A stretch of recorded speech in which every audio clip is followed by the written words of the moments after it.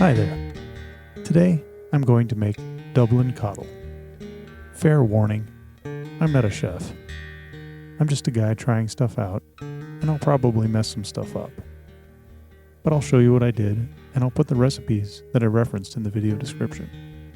In my last video, I made Irish barmbrack for my global food trip.